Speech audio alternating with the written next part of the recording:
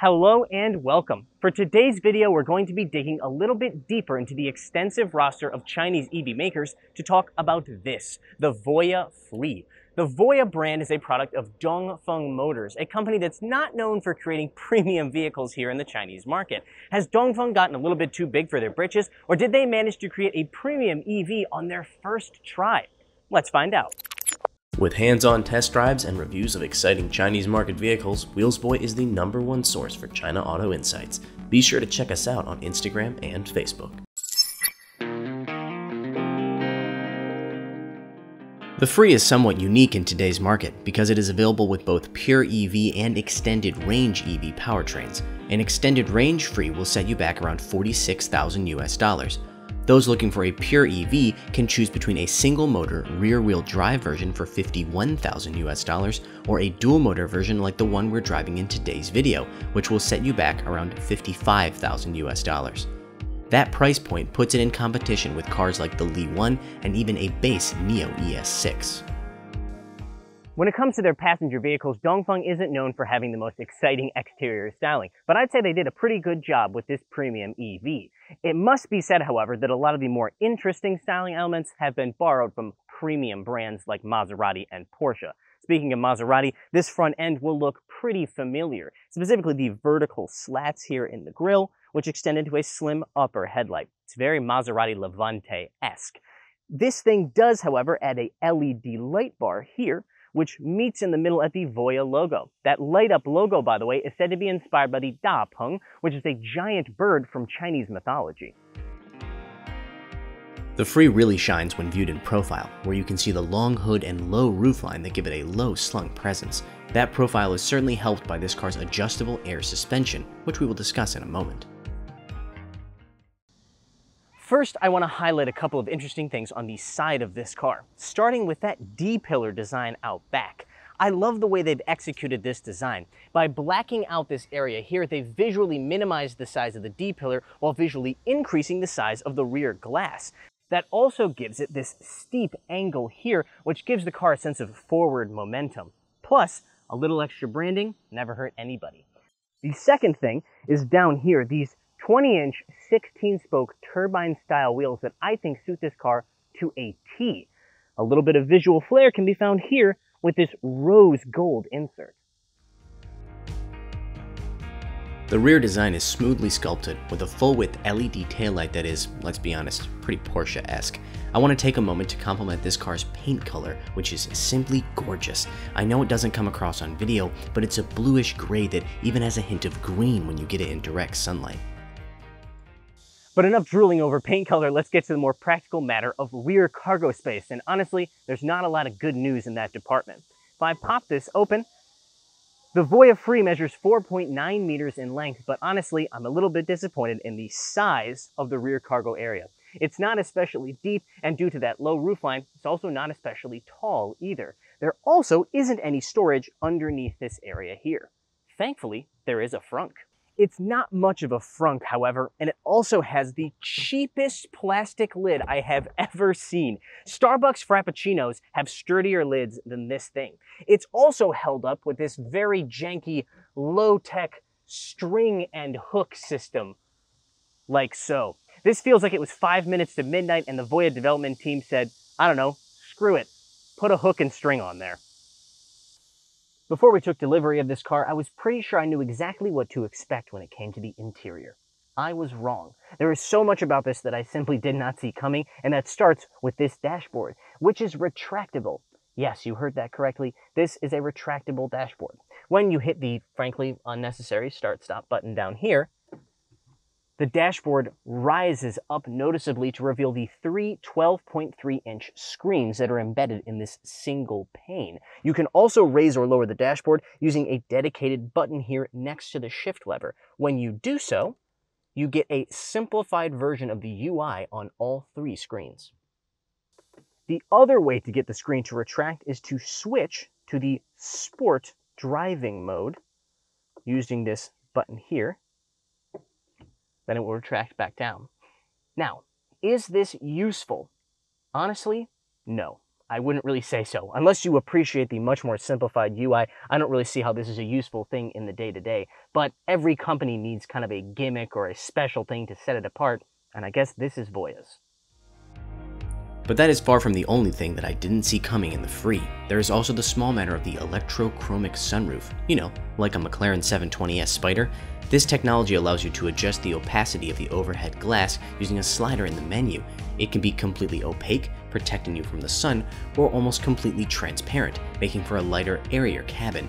This option costs $9,100 on the McLaren, and it is a standard feature on 3 out of 5 trims of the Free. Interestingly, for a car with a retractable dashboard, the rest of the interior design on the Voyah Free is actually pretty traditional, with plenty of physical buttons. I already mentioned the physical start-stop button down here, but there's also a row of physical buttons below the screen that are used to control your AC functions. That I'm a big fan of. There's also another row of physical buttons here that I mentioned, including the one for lowering and raising the dashboard, driving modes, and one for the 360-degree camera and the automatic parking system. My personal favorite, however, is this one right here, which turns on or off the parking sensors in this car. That means when you do something like go to a car wash, you can turn the parking sensors off so they're not beeping at you incessantly. There is also the matter of the touchpad. For starters, it immediately makes this interior feel a bit dated. In addition, it's only used to control a few functions, including adjusting volume and changing music tracks. If you run 2 fingers across it, you can scroll through the map. What it can't do, however, is write letters or even Chinese characters. Voyah says that an OTA upgrade can add more touchpad features, but that wasn't available on our test car. The Free's infotainment is also noticeably slower to react than systems from Li Auto, Xpeng, or NIO. The second row of the Voyah Free is simple yet comfortable. Simple because, well, there's not a lot of features to be found back here. There are no AC controls for the second row, and the seats are not adjustable in any way. Well, I guess technically you can lay them almost completely flat, but that's not very passenger friendly. Thankfully, the standard angle and the seats themselves are quite comfortable with plenty of cushion down here. There's also plenty of room to stretch out thanks to this car's 2.96 meter wheelbase. That's longer than a Li 1 for the record. There are 2 USB ports, that's kind of the only feature back here, but they're mounted very low down here, which kind of makes them hard to reach.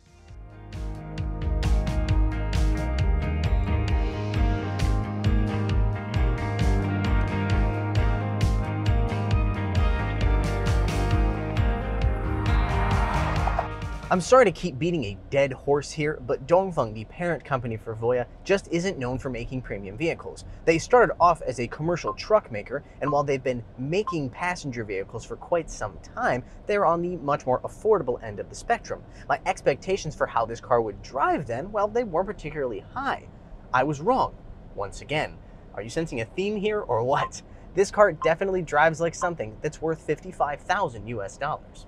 That's especially true when you put your foot down and unleash the 1,040 Newton meters of torque that are available from the front and rear mounted electric motors. That's 770 pound-feet.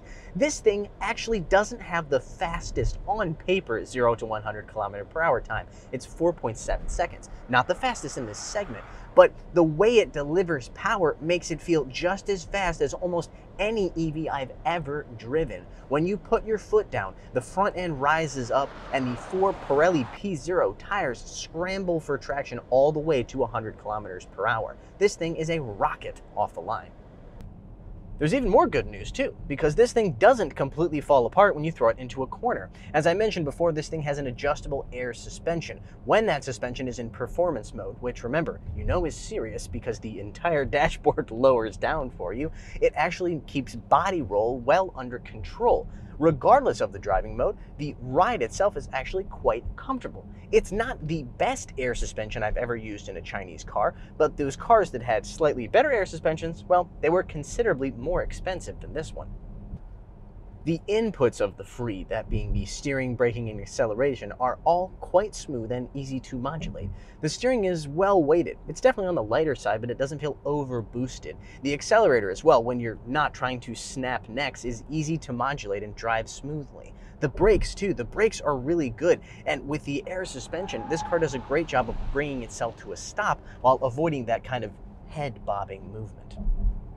that doesn't mean the Voyah Free is free of problems. It is not. The safety system, for example, there we go, is one of the most annoying and intrusive that I've ever used in a car. It just loves to beep at you for everything. For example, there's a speed limit detection system, which other cars have, and it's a very useful feature. It just tells you on the instrument cluster what the speed limit is of the road you're on, and if you exceed that speed limit, in other cars at least, it just kind of flashes at you a little bit. It's subtle, but noticeable and useful. This car beeps at you, and when you turn that system off, you can no longer see the speed limit displayed here. So it's very, very annoying. The driver monitoring system, this camera mounted right here, is also very sensitive. If you do anything approaching a yawn, it's going to beep at you. This car loves to beep. I'm sure you've heard those beeps throughout the video. The level 2 driver assistance system is also very, very, I want to say very bad, very not good. It is not confidence inspiring in any way. The adaptive cruise control is fine, but the lane keep assist feature, when you get into a turn, instead of making a single confident movement with the steering wheel, it's just constantly little corrections over and over again. It's really not a very good system at all. The Free is also weak in an even more important area: range. Voyah claims an official NEDC range of 475 kilometers from an 88 kilowatt-hour battery pack, but we saw less than 300 kilometers. Thankfully, in addition to fast charging, the Free supports 11 kilowatt slow charging, just like a Tesla. Most EVs we test only support 7 kilowatt slow charging, which would take around 13 hours to fully charge, whereas the Free takes around 8 hours. One final unexpected feature of the Free was its augmented reality instrument cluster. At first, I was confused why it was in black and white when other systems are in color. Then I realized it's because it has night vision, something you normally only see on high-end German vehicles like the 7 Series and S-Class. So is the Voyah Free a premium vehicle? Well, let me explain it by putting a new spin on an old phrase. If it looks like a premium vehicle, feels like a premium vehicle, and drives like a premium vehicle, then it's a premium vehicle.